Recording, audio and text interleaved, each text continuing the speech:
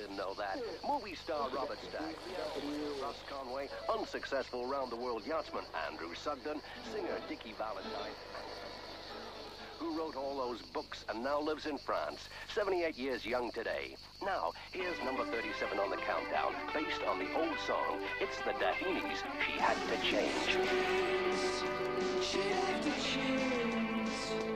Whistles and hyenas crying at my feet.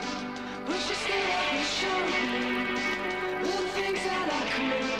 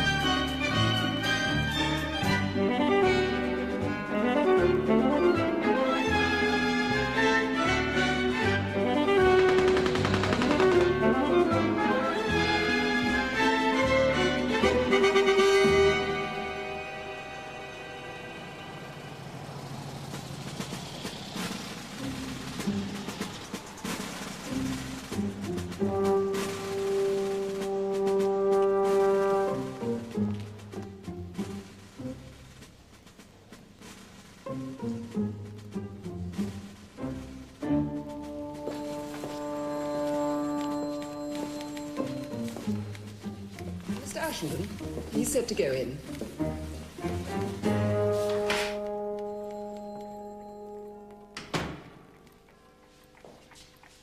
Pretty fair, this, isn't it?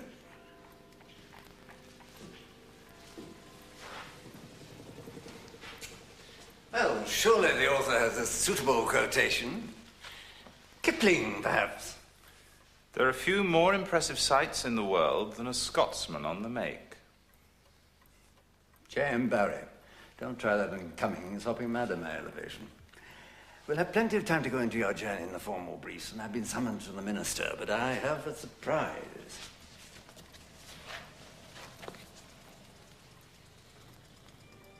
Knew her that well?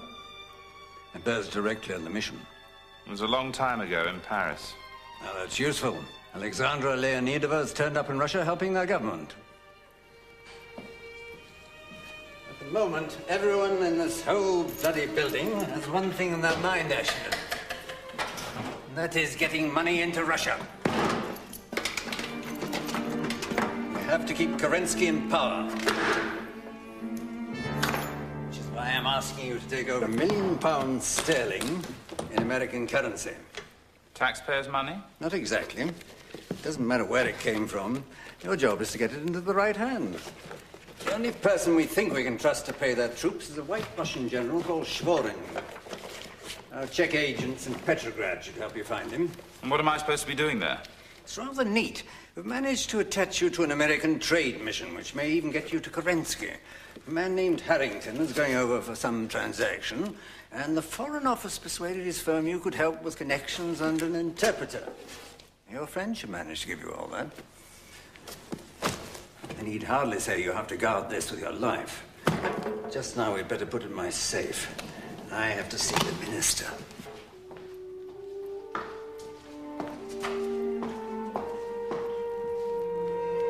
Your file.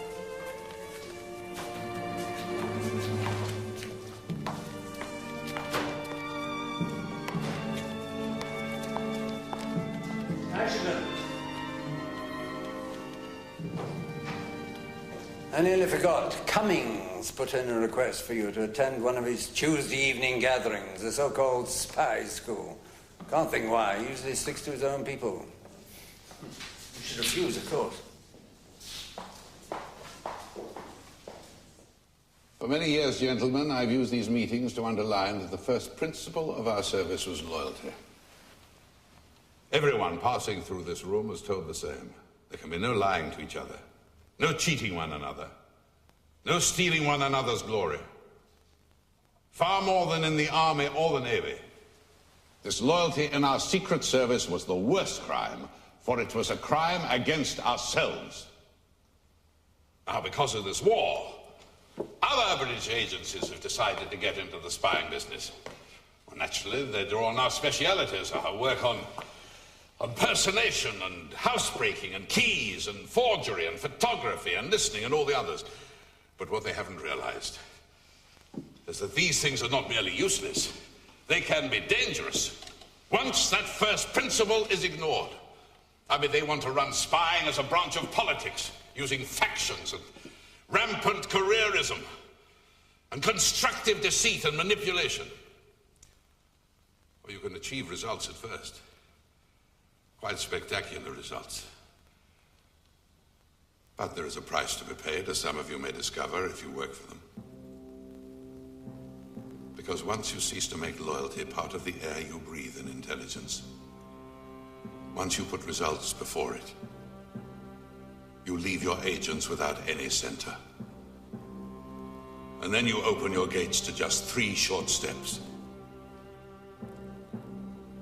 Which will happen even here in England. From disillusion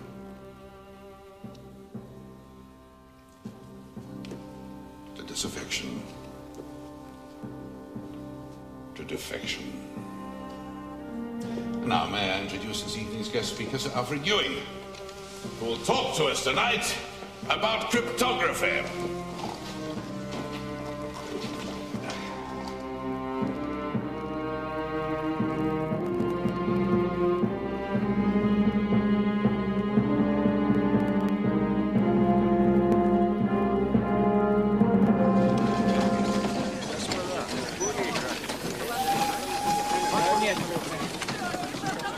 At the consulate of lines cut, bandit attacks, and blown up bridges in Siberia. There won't be another train for days. Oh, yes. You sure it's generally wise to tackle a Russian crowd with your fists free? No, I like to keep it with me. Well, I'll leave you to it. I understand from the American consul that your colleague Harrington will be here somewhere. You're booked in the same compartment. I'll find him, thank you. But God knows if you'll ever get to Petrograd.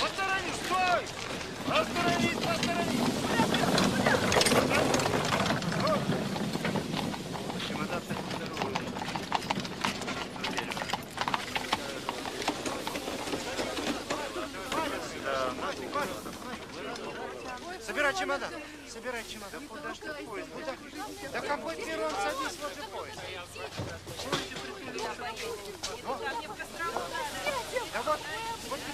Mr. Ashenden, John Quincy Harrington, I'd like to welcome you to this trip on behalf of Messrs. Crew and Adams of Pennsylvania, who are delighted you're going to help us conclude our business in Russia.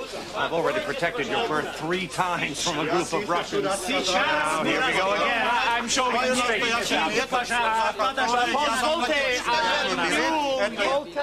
I'm afraid you gentlemen have exhausted my patience. I can tell you now, these scenes will apply our I'm sorry. Tell them I don't understand a word they're saying, and I don't want to understand it. Russians want us to look upon them as a civilized people. Why don't they talk a civilized language? We are here to represent Messrs. Crew and Adams of Pennsylvania. We are traveling with a special letter of introduction to Mr. Kerensky, and if we are not left in peaceful possession of this carriage, my consul will take it up with his administration. Now, I cannot answer for the King of England or the Prime Minister of Russia, but I can tell you straight, and you can take it from me, that the President of the United States would never permit an American citizen to be done out of a seat on a train that he has duly paid for.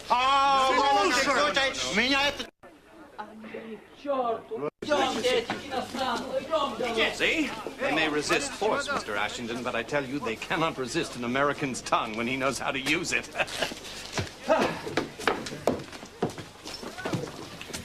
Of course, I don't like resorting to threats, but we've got to get to Petrograd by this train, or we could even risk losing the whole transaction. And I'm not going to spend 10 days in a corridor for all the mothers in Russia. We can get luggage under here, by the look of it. Oh, that's all right. I'll keep this by me. I have my papers in it and a few rubles. Good. I can see you are a businessman, Mr. Ashenden. Never be parted from your papers, the first rule. We'll have plenty of time to go through everything on the journey, but as you know, what Messrs. Crewe and Adam most require is some general help in finding a good interpreter. I gather you were in Russia before? Well, only briefly. I wrote a short travel piece for the New York Times. Oh, Ad Hoc paper. Do you know Adolf Ox, the owner? Well, I've never met him, but my great-aunt Maria Penn Warmington always said his grandmother was a very good cook. Great-aunt Maria was terribly sorry when she left her to get married. She never knew anyone who could make apple pancakes as she could. Well, let's go to dinner. Merci, monsieur. No. I never touch alcohol. So, I hope you won't think it unlucky to toast in mineral water to the successful completion of our business.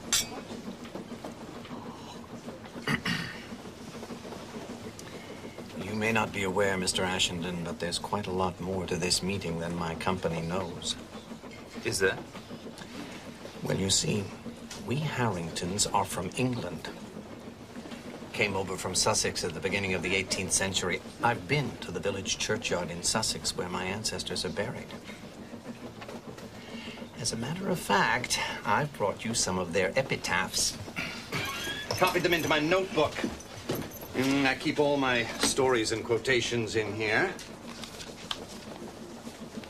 See that? That's a G. That means it's fit for general society. M, if they're more appropriate to masculine ears. Now, let me see if I can find them.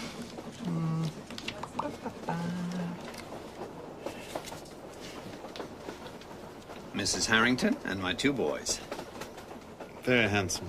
Finest in Philadelphia. First time I've ever left them. Of course, I write every day. The boys are more devoted to each other than any two brothers I've ever seen. Very good friend of mine, brightest surgeon in Philadelphia, has offered to operate on them both together.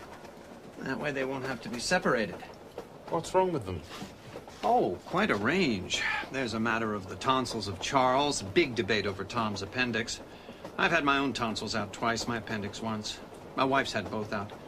I'll tell you all about it tomorrow. We have plenty of time to talk. Yes, we do.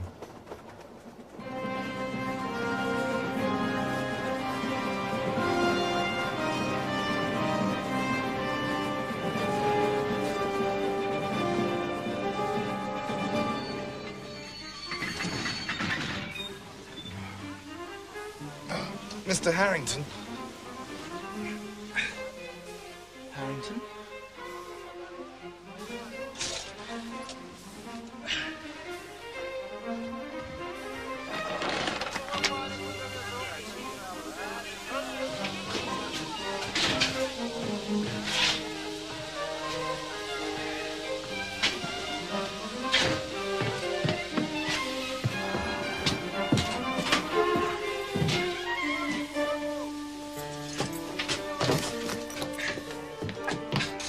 Monsieur Harrington. Je ne sais pas, monsieur. Je ne l'ai pas vu.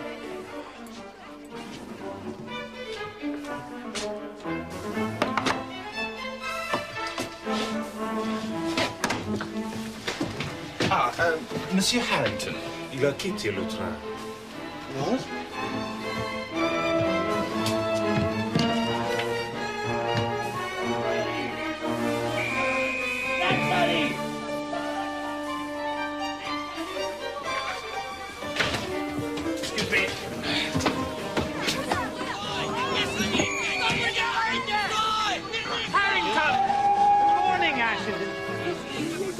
Good morning. This fine woman seems to understand English. Is there a problem?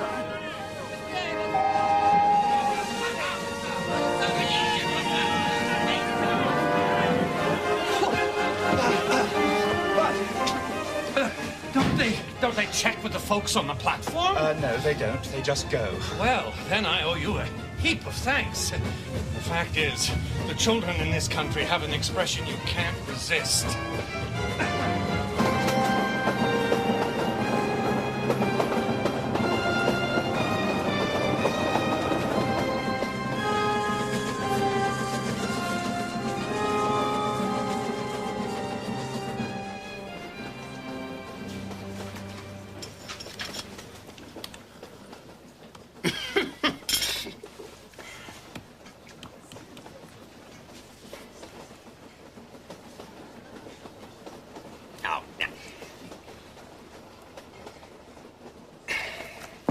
You know, it beats me how an intelligent man can waste his time card playing.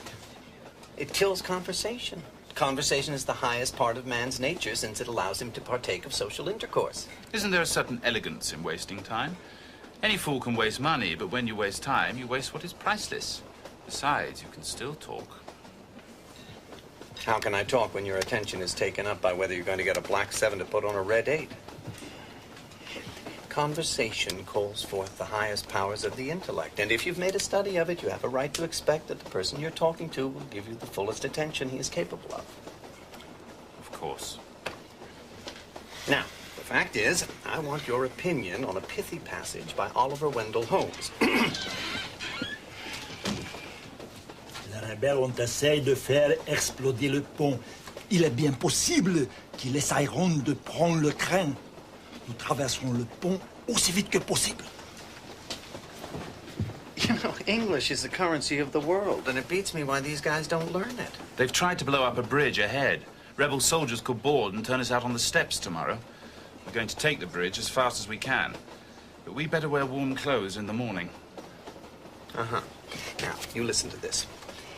People who make puns are like wanton boys who put coppers on the railroad track. They amuse themselves and other children, but their little trick may upset a freight train of conversation. Life and language are alike sacred. Homicide and verbicide are alike forbidden. A pun does not commonly justify a blow in return, but if a blow were given, the jury might return a verdict of justifiable homicide. What are the great faults of conversation? Want of ideas, want of words, want of manners are the principal ones, I suppose you think.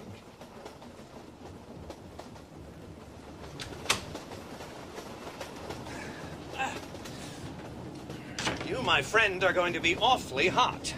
But don't you realize we may be out there in a few hours, and there's no certainty anybody will find us. They have winter in Siberia, I believe. I believe. Gee, that's a good one. I'm going to write that down in my little book.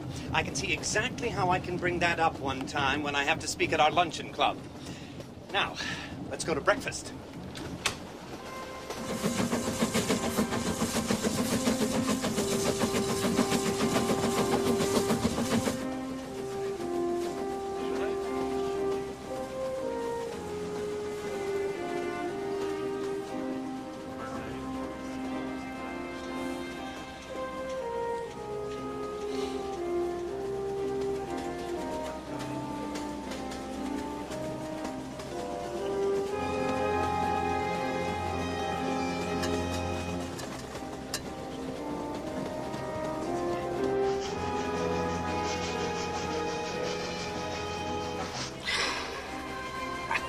Now, that, in my opinion, is one of the finest orations in the English language. Part of the heritage we can look at with genuine pride.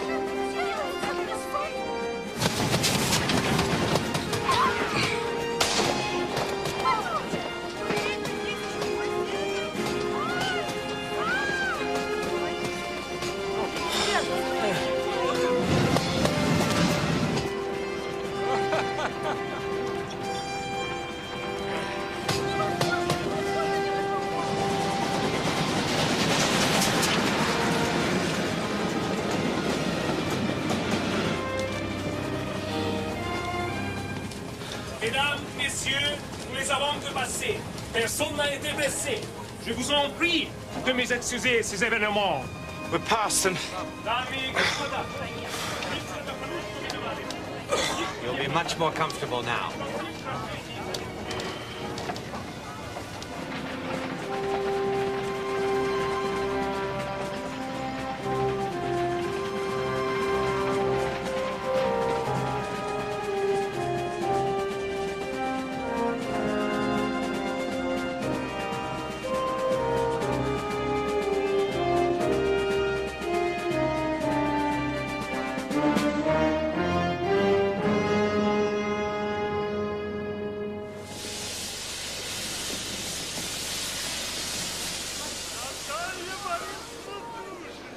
would have thought such a long journey would pass so quickly. I've enjoyed your company. I know you've enjoyed mine. I can see this business is going to be a real pleasure for both of us. I can also tell that, like me, sir, you are a man who knows the virtue of thrift. I've noticed the way you husband what I know are pretty modest cash expenses. Why, I haven't even seen you open your case once. And I respect that. I do. Come on, come on. These are our things here.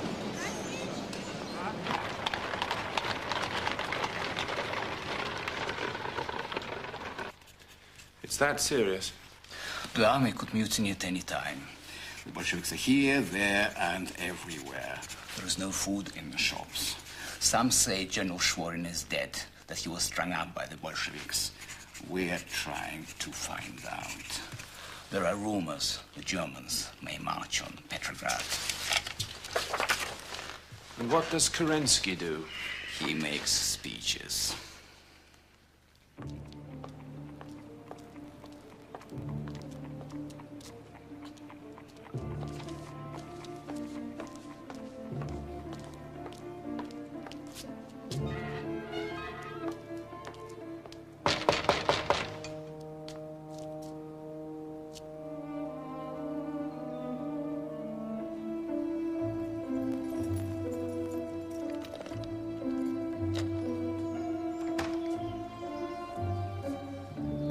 Alexandra Alexandrovna Leonidova.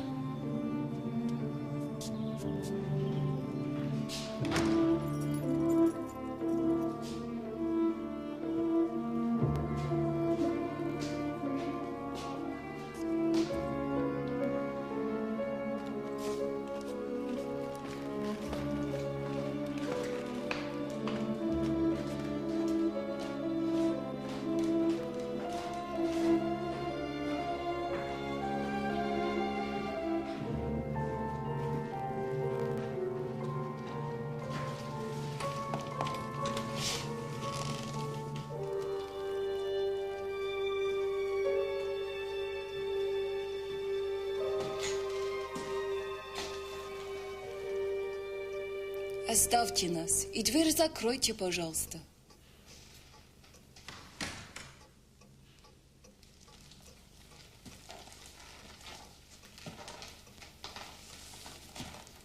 You haven't changed. Friends lent me the house. They've gone abroad. I keep the electricity off downstairs so people won't know I'm here. I had word you were coming. Is your mission as crazy as everyone else's? Certainly. Then I'd better give you a brandy. Yes, I can translate for your American. If we can get to Kerensky, he might help us reach the general. Some people say Schwerin shot himself in a garden by the river. Nobody knows anything here now. There is talk Lenin is somewhere around. I've heard they know where he's hiding, but no one dares arrest him.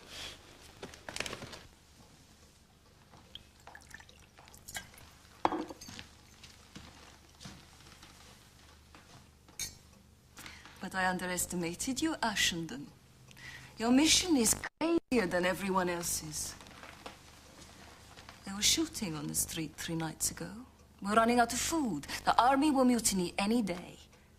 And you want to distribute American banknotes? You mean you'll help? Of course I'll help. I'm a socialist, and I'll do anything to stop the Bolsheviks. Even give money away.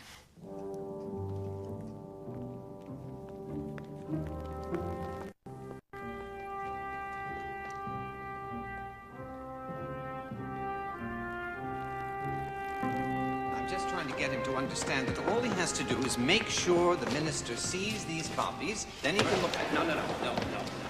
He doesn't want the copies. You must tell him that unless he takes these copies, they cannot read them. And if they don't read them, they can't sign them. It doesn't necessarily follow. Here they sign anything if they're in the mood. Вернитесь завтра. Вернитесь завтра. You might as well learn that phrase. You're going to hear it a lot.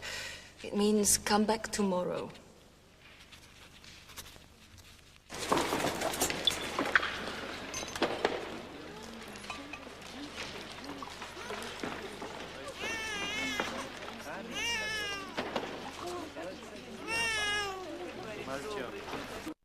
Read, Mr. Harrington. This is the Russian way.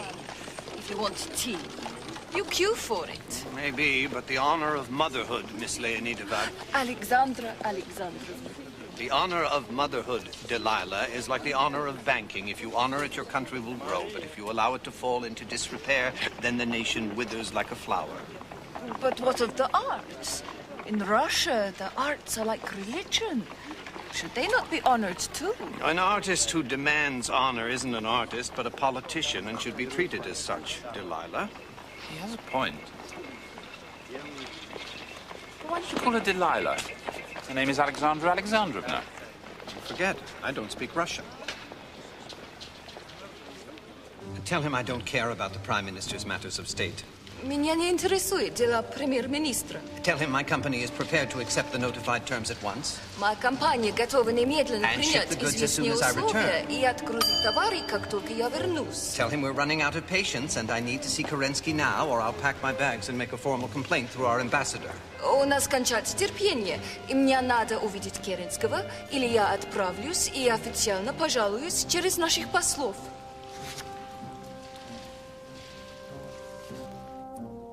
She can knit her way to hell for all I care.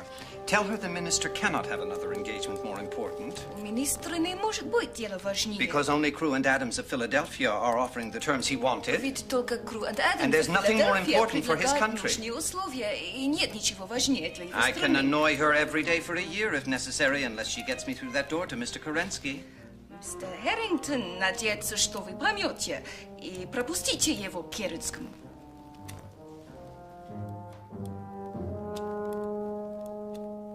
Садитесь.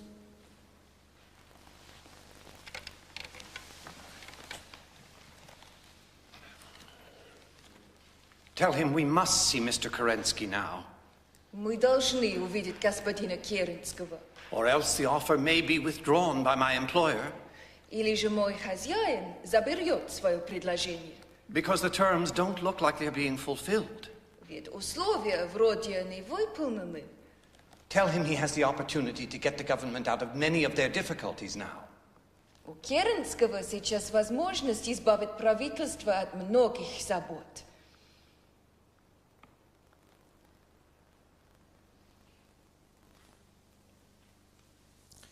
Вернитесь завтра.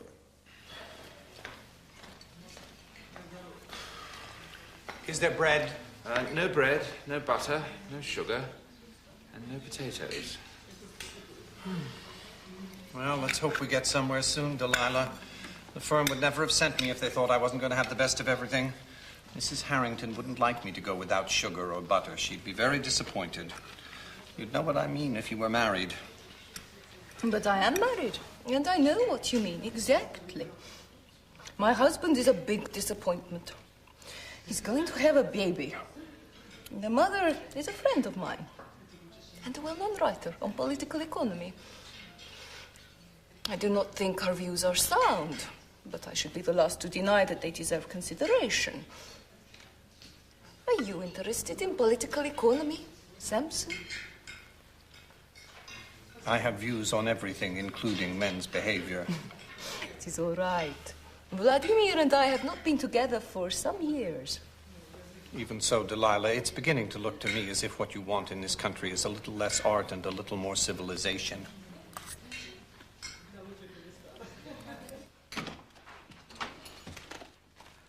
Close the door.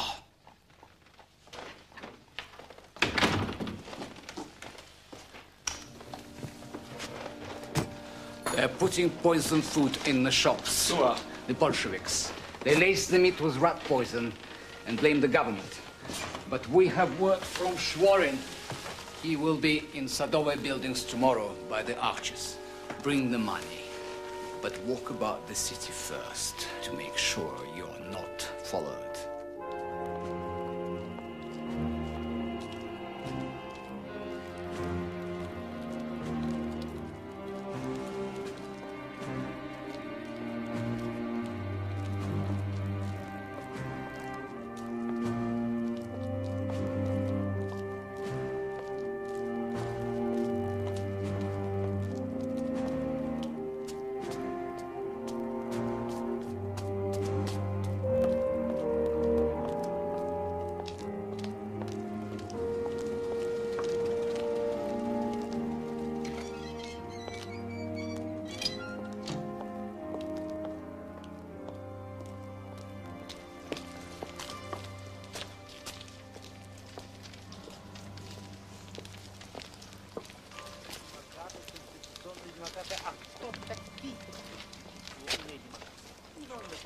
Il y a un barrage militaire sur le pont.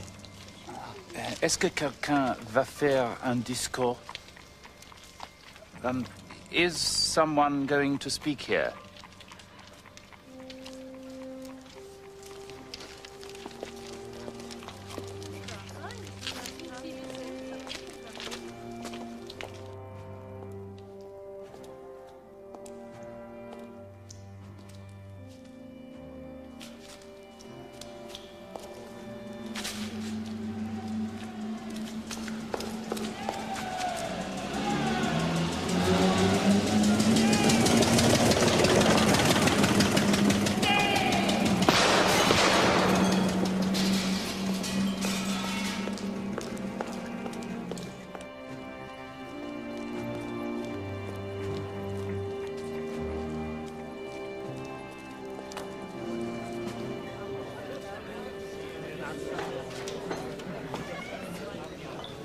Ashenden! He didn't show up. I know, I saw the check. It was too dangerous. But he says Shvorim will come to your hotel sometime after 9 tonight. They have coffee here. You want some?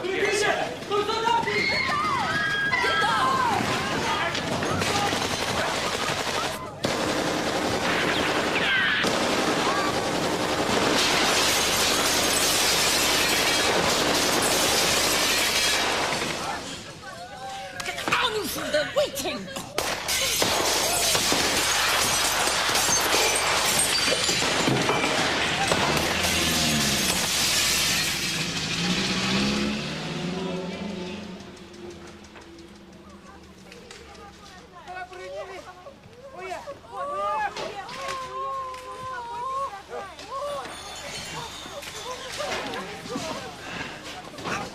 I don't like your Russian ways, Delilah. Anyway, they made you stay down.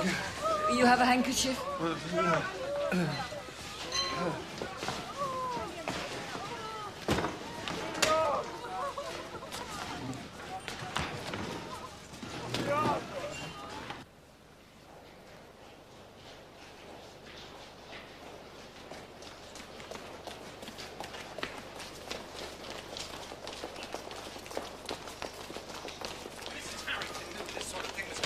She would be terribly upset. This would not...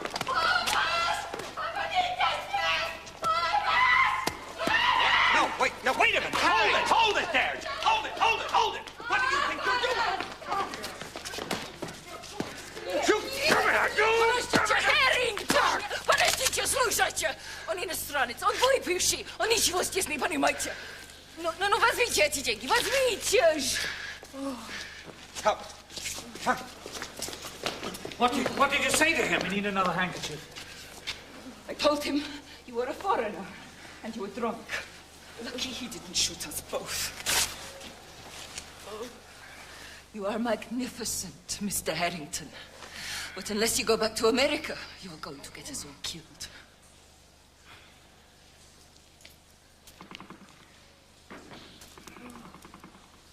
Спасибо. Спасибо.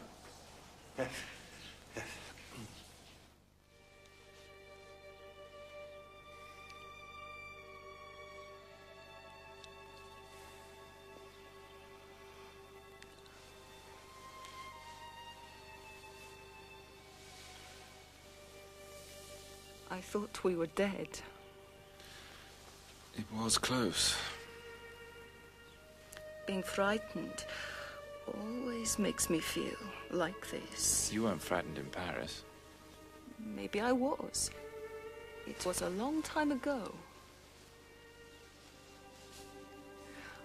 I've been wondering why you're doing all this. Now I think I know. Know what? I think you ran out of material in England. And we're all going to end up on your writer's slab. Yes, I did. But I believed in all this, too. What I was doing. And you still believe in it? I believe in good and evil. It's just if you get too close, it begins to blur. We Russians don't have that trouble. Why? Because we close our eyes.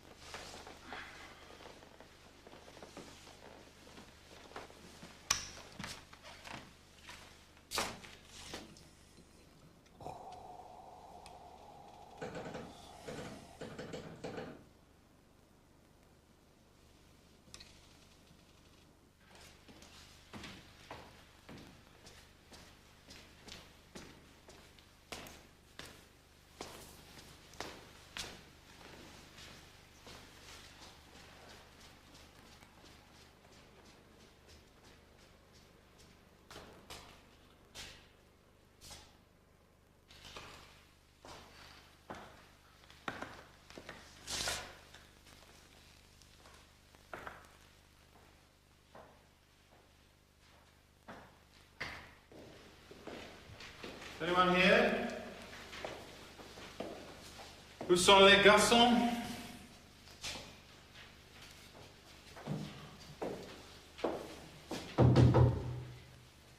Est-ce que ton nibud agdvse?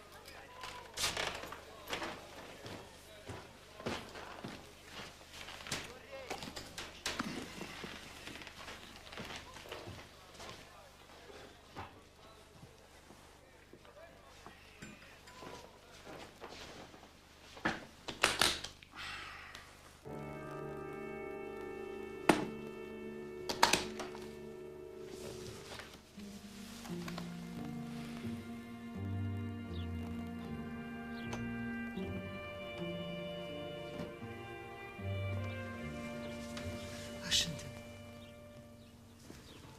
It's all over. The Bolsheviks are everywhere.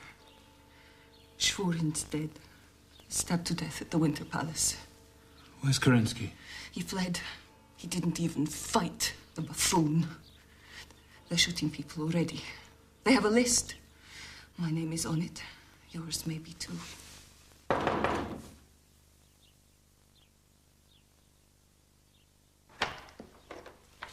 Good morning to you. Good morning, Delilah. What's wrong with this hotel anyway? Nobody seems to be around. I came to break the good news. I was called to a meeting yesterday afternoon, and you know what, Ashenden? We have the signatures. We can go home just as soon as I get my laundry. I want to congratulate you both for your encouragement and your help. It was all worth it. Well, what are you looking at? Yes, I was surprised too, but come on. Surely you hadn't given up all hope. What's that? What are you doing? The Bolsheviks have overthrown the government. But the minister signed. Perhaps because he knew it didn't make any difference anymore. Are you trying to tell me that they were just making a fool of me? And what is that? Have you both gone crazy? It doesn't matter what the minister who signed for you was doing. He's probably been shot by now. to leave. Why are you burning money? There must be over $1 million there. I demand to know where you got it. It belongs to His Majesty's government. It mustn't get into Bolshevik hands. You're no businessman, are you? No. You weren't here to help me at all. Just more politics. 2 of you have played me for a total sucker, and I believed the whole thing. Poor Samson. There are Allied lives at stake if Russia leaves the war. American lives, maybe. That was the reason. I see. And that vague promise of gain, Mr. Ashenden, permits the cheating and betrayal of a friend. Well, as you can see, my people have lost something, too. We must go. Will you come with us, Delilah? No. My place is here. My country needs me. Well, it seems I've heard a lot of bunk from both of you in the past weeks. But if you don't mind me saying so, Delilah, that is the biggest bunk of all. I know it is. I think we're all going to have a hell of a time. But I want to see.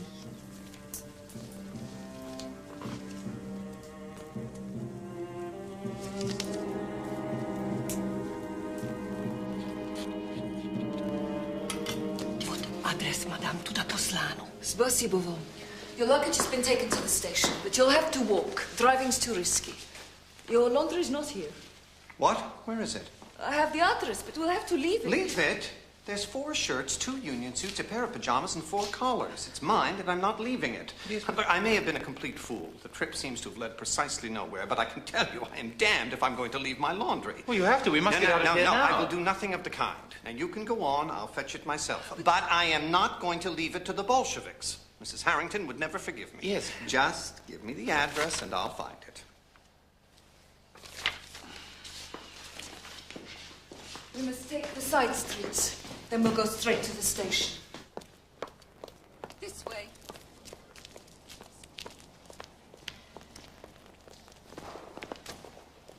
What's that? Rifle firing. Don't worry, it's on the other side of the river, I think. That's it right there. Вот это было там. Right pajamas. 3 days she's had this laundry. Спасибо. До свидания, до свидания. Не может рубашку, вы не понимаете, почему не понимаете? Нет, нет. Почему не хорошо это? Это хорошо. Боже мой, какие люди! Боже мой, какие люди! 4 shirts, 2 union suits, a pair of pajamas, and 4 collars.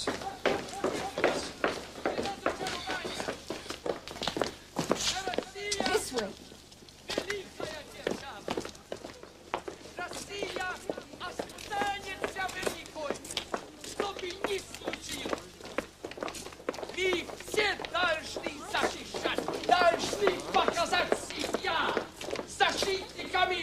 We have to cross the street. Keep together.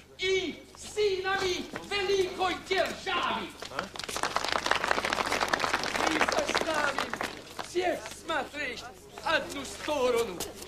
У нас для этого хватит сил и власть.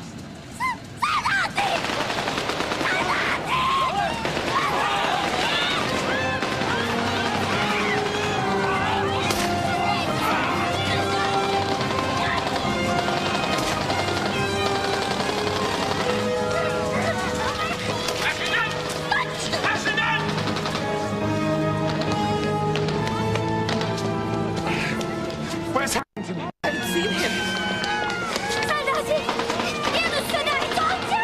She says they're coming down here. We have to keep going.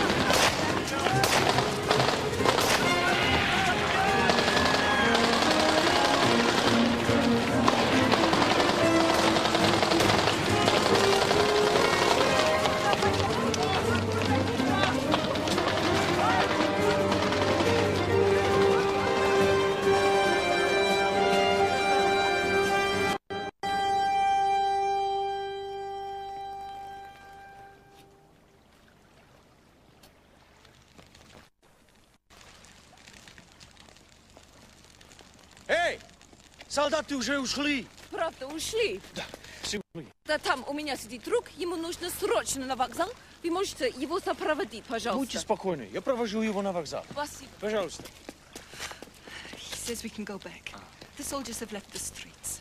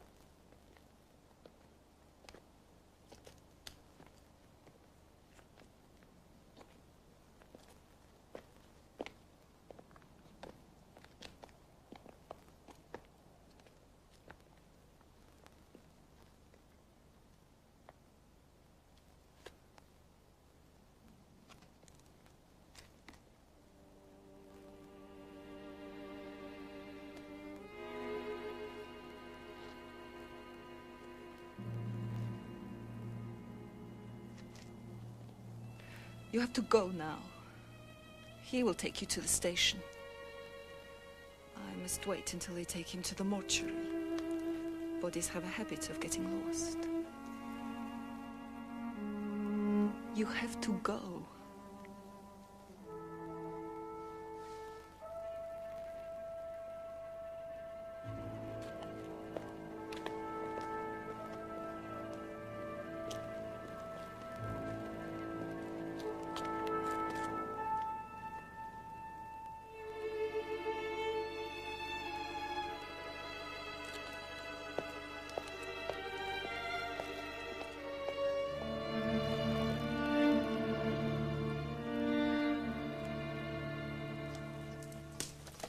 Now, that moment, when she's going through the suitcase and he suddenly knows her for what she is, my wife and I saw that before the war, and we still talk about it.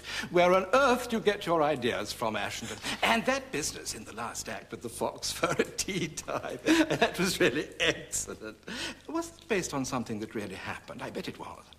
Yes, it was. I knew it. Well, I must be going. I have a late sitting at the house. I'm sorry I didn't have the time to hear your report on Russia. Another day. Then perhaps you might write a play about it. Perhaps.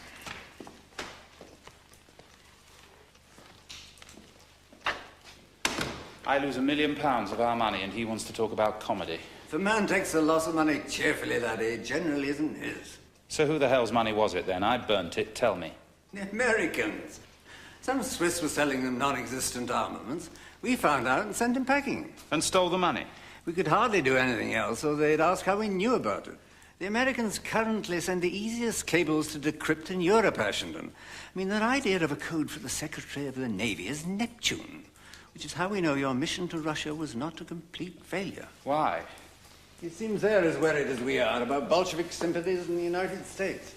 Now they have something all the money couldn't buy. A genuine American casualty of Bolshevik hands. Cable traffic is full of it. What was the man's name again? From your report, it sounded like he didn't have much idea. Harrington. Yes, Mr. Harrington. So, shall we go and have some mutton?